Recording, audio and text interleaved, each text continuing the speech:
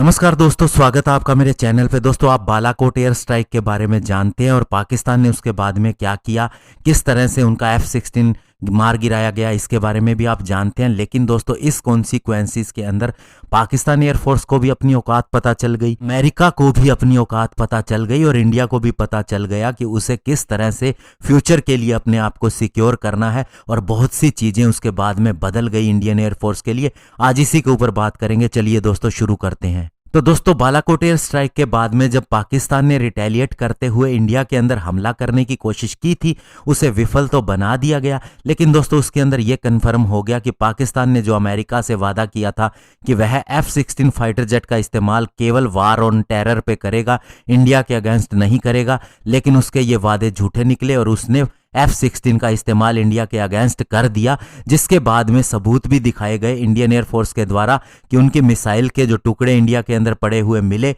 उन्हें दिखाया गया कि ये वही हैं और किसी अन्य फाइटर जेट के साथ में इंटीग्रेट नहीं हुए हैं। और दोस्तों, इंडिया के एक फॉर्मर एयरफोर्स चीफ और एयर मार्शल का कहना है कि अगर इंडिया ने पाकिस्तान की इस मिसाइल के हिसाब से जो उसकी रेंज है और जिस तरह से ये बियॉन्ड विजुअल रेंज कैटेगरी के अंदर आती है, उस तरह से अगर प्रैक्टिस ना की होती, जबकि ये कहा गया था कि पाकिस्तान F-16 का इस्तेमाल नहीं करेगा और साथ ही बियॉन्ड विजुअल रेंज मिसाइल का भी इंडिया के अगेंस्ट इस्तेमाल नहीं करेगा, तो इंडिया को ज्यादा नुकसान हुआ होता। और यही कारण है कि दोस्तों, इंडियन एयरफोर्स को पता था कि पाकिस्तान F-16 का इस्तेमाल उनके अगेंस्ट करेगा और इसीलिए दोस्तों, इंडियन एयरफोर्स ने अपने फाइटर पायलट को डायनामिक अटैक जोन 1 और 2 के अंदर रखा, यानी उससे परे रखा। ये DMAX 1 और DMAX 2 कहलाते हैं AIM-120C air to air missile के लिए। दोस्तों, DMAX 1 रेंज की अगर बात करें तो ये वो होती है रेंज जिसमें मिसाइल सिक्योरली फाइटर जेट को गिरा सकती है अगर उसका अपोनेंट मैन्यूवरिंग ना करे। और DMAX 2 वो रेंज होती है जिसके अंदर दोस्तों कोई भी एस्केप जोन नहीं होता,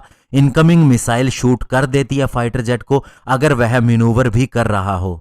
और दोस्तों, इंडिया ने अमेरिका से ये रिक्वेस्ट की थी कि वह सॉफ्टवेयर लॉक लगा दे पाकिस्तान की मिसाइल्स के ऊपर, क्योंकि ये इंडिया के अगेंस्ट इस्तेमाल हो सकती हैं। और जबकि उसने हमें एश्योरेंस दी थी कि पाकिस्तान ऐसा कभी भी नहीं करेगा। लेकिन दोस्तों, जो हुआ सो हुआ। लेकिन बात यह है कि हमारे सुखोई 30 ने न केवल उस मिसाइल से एस्केप किया, बल्कि दोस्तों जैमिंग का भी इस्तेमाल किया और उसके हमले को विफल कर दिया।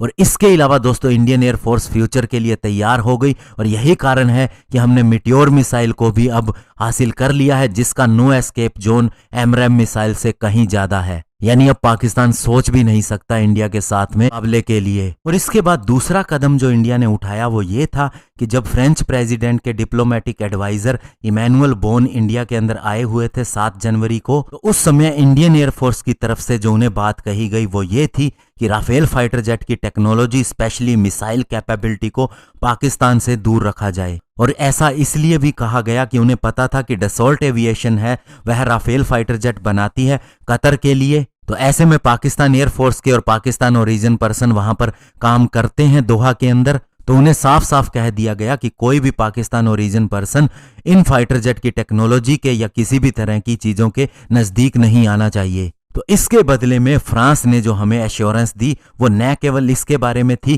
कि पाकिस्तान को Meteor air to air missile और अन्य चीजों की जानकारी से दूर रखा जाएगा, बल्कि ये भी कहा गया कि भविष्य के अंदर फ्रांस पाकिस्तान के मिराज 3 और 5 फाइटर जेट को और उसकी अगस्ता 19B सबमरीन को अपग्रेड भी नहीं करेगा। तो ये गारंटी फ्रांस से इंडिया ने हासिल की फरवरी 27 के बाद में, जो इंडिया ने देखा उसका सबक लेते हुए। और यही कारण है दोस्तों कि इतना लंबा स्टैंड ऑफ चला है चाइना का इंडिया के साथ में। तो चाइना ने हिमाकत नहीं की इंडिया के साथ उलझने की और वापस जा रहा है अभी। और अगर इसी एयरफोर्स का इस्तेमाल 1962 में किया होता तो चाइना कभी का धूल चाट चुका होता। धन्यवाद। जय हिंद।